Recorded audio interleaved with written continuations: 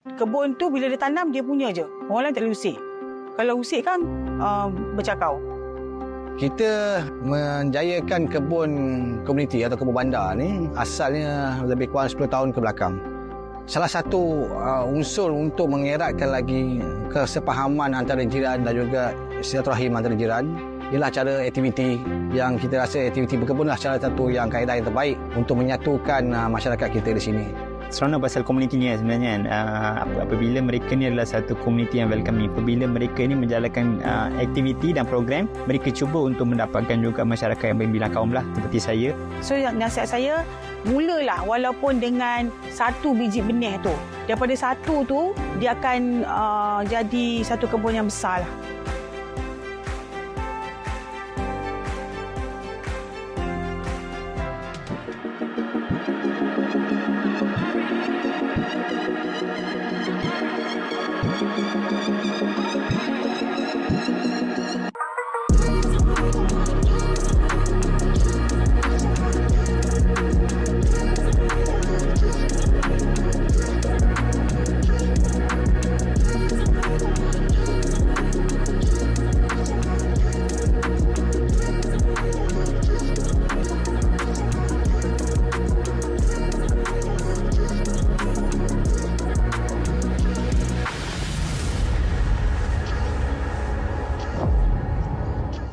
Saudara, apabila komuniti diperkasa dengan peluang, kemahiran dan sokongan yang inklusif, ia bukan sahaja meningkatkan kesejahteraan setempat, malah menyumbang secara langsung kepada daya tahan dan pertumbuhan ekonomi negara secara keseluruhannya.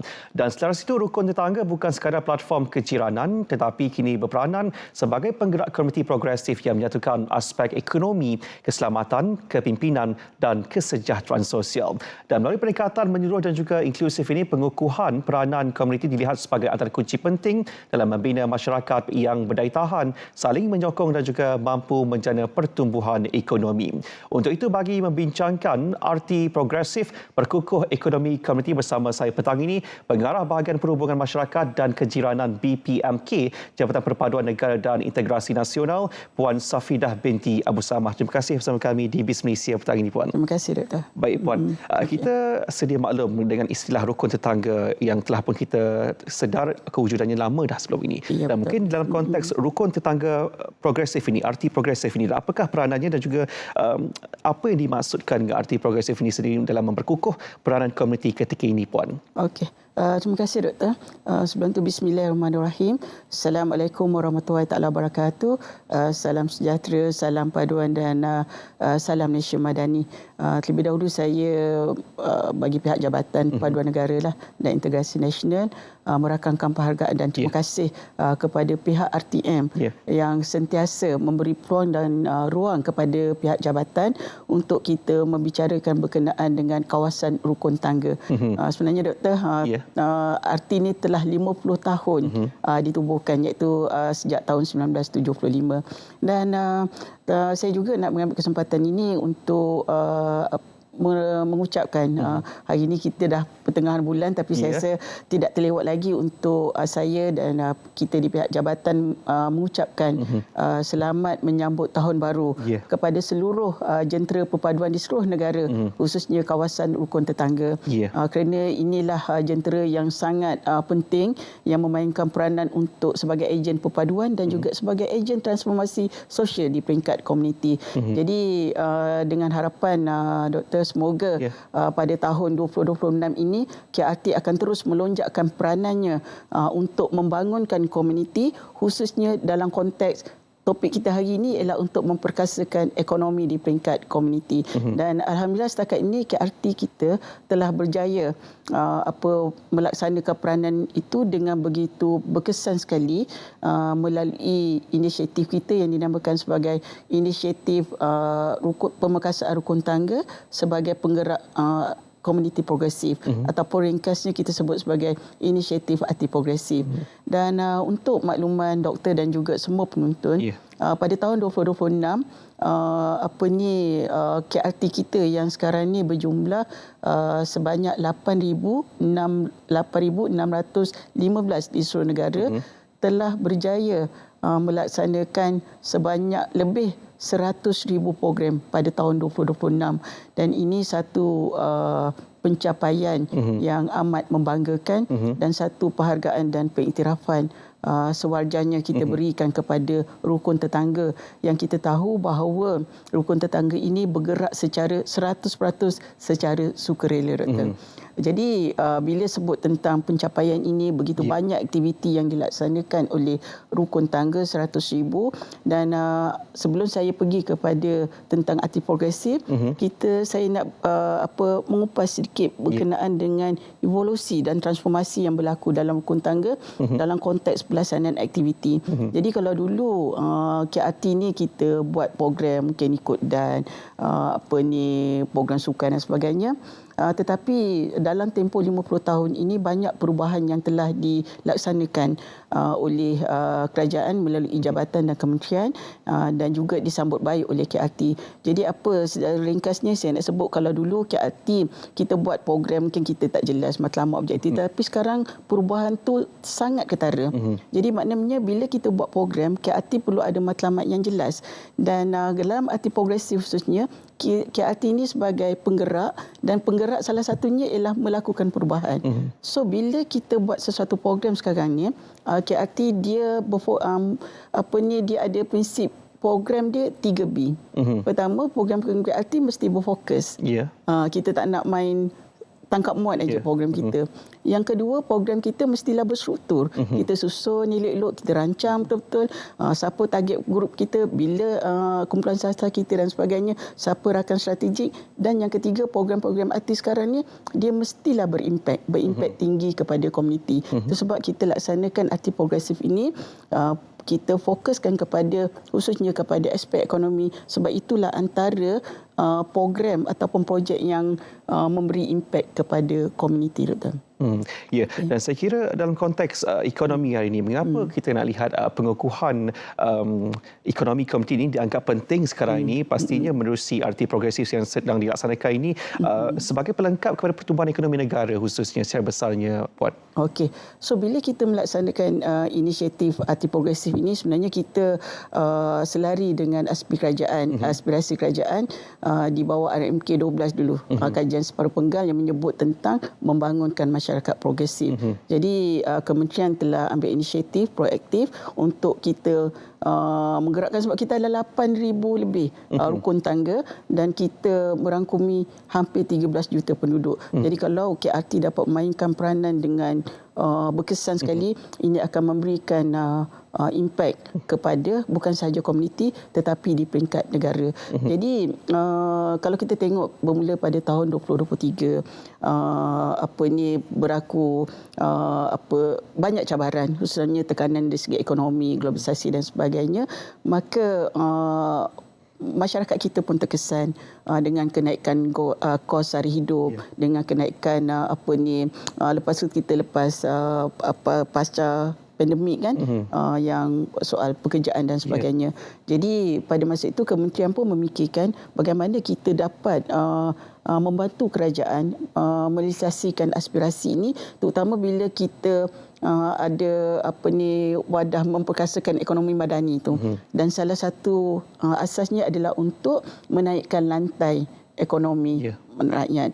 Jadi kita pun di kementerian kita merangka bagaimana kita dapat bersama-sama dengan kerajaan membantu komuniti kita di KRT untuk mereka dalam 3 aspek lah kita nak lihat. Pertama adalah dari segi kita nak menjana pendapatan komuniti. Kedua, kita nak membantu KRT ni lebih berdikari. Bila KRT lebih berdikari, dia ada income, so dia dapat membentuk membantu kerajaan membentuk masyarakat yang bukan sahaja bersatu padu tetapi dari segi aspek kesejahteraan sosial pun akan lebih meningkatlah, Doktor. Dan tadi Puan ada katakan 3B itu berfokus, berstruktur dan juga berimpak tinggi. Pastinya mungkin Puan boleh kongsikan apakah bentuk aktiviti atau program-program yang digerakkan di bawah arti progresif ini untuk membantu komuniti kita ketika ini, Puan? Okey, di bawah inisiatif ini, arti progresif ini, kita memfokuskan kepada 8 bidang tumpuan, iaitu pertama ekonomi dan sara hidup, Kedua ialah keselamatan dan ketahanan komuniti. Yang ni kalau doktor dapat lihatlah anggota SRS kita yang meronda, menjaga keselamatan, buat kawalan di waktu malam. Kemudian kita ada yang ketiga adalah soal kepimpinan. Ini pun satu perkara yang sangat penting, terutama kita nak melahirkan generasi muda yang boleh memimpin di peringkat komuniti dan juga di negara. Kemudian dari segi bidang tumpuan kesejahteraan komuniti, seterusnya yang kelima ialah pembelajaran sepanjang hayat. Ini pun sangat ditekankan dalam komuniti kita lah. Kemudian seterusnya aspek alam sekitar. Yang seterusnya yang ketujuh adalah warisan dan budaya, dan yang ke-8 adalah daya cipta. Ini selari juga dengan kita punya fokus dalam membangunkan masyarakat madani. Ya. Dan sejauh mana ke-8 elemen yang diterapkan ataupun yang kategori saya kira membantu untuk memperkukuh jurang ekonomi antara komuniti bandar ini, mungkin di luar bandar dan juga pinggir bandar juga, dalam konteks kesemua tidak terkecuali, Puan. Betul. So bila kita nak membangunkan suatu masyarakat progresif, ke-8 elemen ni memainkan peranan yang sangat penting supaya kita dapat melahirkan arti yang progresif, komuniti yang progresif, yang mampan, yang sejahtera, yang inklusif. Jadi gabungan ke-8 elemen ini sangat penting. Itu sebab doktor, kita pada tahun lepas kita berjaya KRT kita melaksanakan lebih 100,000, dan 100,000 ini merangkumi ke-8 bidang tumpuan yang kita sebutkan tadi. Tetapi bila kita menyentuh tentang tumpuan kita adalah kepada memperkasakan ekonomi komuniti, kita tumpukan kepada bidang tumpuan yang pertamalah, iaitu untuk meningkatkan ekonomi dan sara hidup komuniti. Yang tu yang kita sangat fokuskan di dalam arti progresif. Ya, baik, kita nak teruskan perbincangan selepas ini, Puan. Kita nak rehat seketika, kita akan kembali selepas ini dalam BIS Malaysia. Kembali dalam BIS Malaysia, hari ini kami bawakan topik RT Progresif Perkukuh Ekonomi Komuniti bersama dengan Pengarah Bahagian Perhubungan Masyarakat dan Kejiranan BPMK Jabatan Perpaduan Negara dan Integrasi Nasional, Puan Safidah binti Abu Samah. Baik, kita nak juga lihat pasti dalam konteks rukun tetangga ni kita nak melibatkan semua pihak pasti di sesuatu kawasan kejiranan itu. Mungkin bagaimana kalau boleh Puan kongsikan RT Progresif ini memastikan penyertaan pelbagai kaum dan juga etnik itu supaya semuanya terangkum, semuanya inklusif, Puan. Okey, seperti yang saya sebut doktor tadi, bila kita melaksanakan inisiatif ini, kita telah pun merangka 8 bidang tumpuan yang kita untuk pastikan bahawa program-program di peringkat kawasan rukun tangga sekarang ini menarik minat dan pelibatan masyarakat pelbagai kaum dan juga golongan muda. Jadi beberapa transformasi dan juga perubahanlah yang telah kita laksanakan dalam program-program kita. Contohnya kalau kita melibatkan program-program kesejahteraan komuniti yang melibatkan kesihatan, masyarakat Cina akan fokus kepada ini. Kemudian alam sekitar dan program-program seni dan budaya. Jadi di situlah KRT ini dia menjadi sebagai tapak integrasi untuk menyatukan masyarakat. Bila kita ada macam-macam program dan dengan pelibatan pelbagai kaum ini, dia akan lebih menjadi satu platform untuk penyatuan masyarakat. Ya, dan saya kira pastinya adalah apa jua inisiatif ataupun tindakan yang kita lakukan, cabaran-cabarannya pasti ada, Puan. Dan mungkin kalau boleh kongsikan, apakah cabaran-cabaran yang ada, mungkin cabaran utamanya juga dalam melaksanakan agenda ekonomi komuniti seperti rukun tetangga progresif ini, Puan? Okey. Doktor, sebelum saya bercerita sedikit tentang cabaran, bila kita sebut arti progresif ni juga yang perlu ditekankan di sini ialah kita nak KRT itu berubah daripada sebagai KRT yang pasif, sebagai penerima saja, terima dana, terima apa-apa arahan dan sebagainya, kepada sebagai penggerak. Itu sebab inisiatif kita memperkasakan RT ini sebagai penggerak komuniti progresif. Dan dalam konteks sebagai penggerak ni, KRT perlulah sekurang-kurangnya 2 peranan utama dia perlu main. Pertama, dia sebagai penggerak perubahan dalam komuniti. Yang kedua, dia perlu menjadi penggerak sebagai mencari peluang-peluang, mencipta peluang untuk komuniti masing-masing. Jadi barulah kita dapat melahirkan KRT yang kreatif, yang mempunyai daya cipta, yang merangkumi bidang tumpuan kita. Jadi itulah yang kita harapkan daripada semua RT. Jadi cabarannya, doktor, memanglah banyak. Bila kita melaksanakan projek ekonomi dan KRT ni, dia yang terlibat ini semua adalah sukarelawan kita. Jadi faktor dari segi kita nak memastikan kelestarian projek projek-projek tersebut. Jadi itu antara cabaran yang pertamalah untuk kita pastikan bahawa motivasi, semangat peserta ini sentiasa berada dalam momentum yang sangat baiklah supaya mereka dapat meneruskan projek itu dan walaupun apa isu mereka tetap dapat melaksanakan projek dengan baik. Yang kedua dari segi kepakaran. Jadi contoh antara KRT yang melaksanakan kebun komuniti, projek-projek kraftangan. Jadi pengetahuan, bimbingan perlu dilaksanakan secara berterusan supaya mereka ini sentiasa ada penambahbaikan dalam projek-projek yang dilaksanakan dan tentu sekali dari segi peruntukan jadi untuk menggerakkan projek-projek ekonomi ini walaupun dia bertujuan untuk menjana pendapatan tetapi di peringkat komuniti memerlukan dana yang mencukupi untuk mereka menggerakkan projek-projek ini. Itu antaranya, Doktor. Dan saya kira seperti yang dinyatakan awal sebelum kita berhenti rehat mengenai 3B, salah satu yang terakhirnya berimpak tinggi. Mungkin kalau boleh dikongsikan apakah petunjuk kejayaan yang pastinya petunjuk yang memberi impak sebenarnya terhadap kejayaan atau keberkesanan RT progresif ini terhadap kesejahteraan ekonomi komuniti, Puan? Okey. So inisiatif ni telah bermula pada tahun 2024.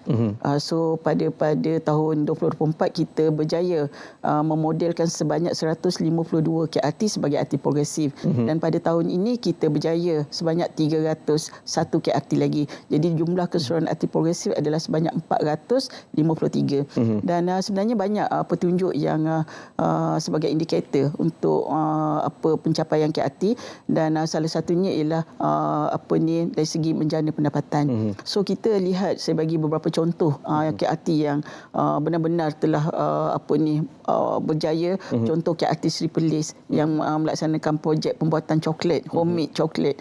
So kalau dulu pendapatan mereka sekitar 1,000-2,000 sebulan dan bila ada progresif ni meningkat lebih daripada 10,000 sebulan dan ini secara tidak langsung memberi menjana pendapatan di kalangan komuniti.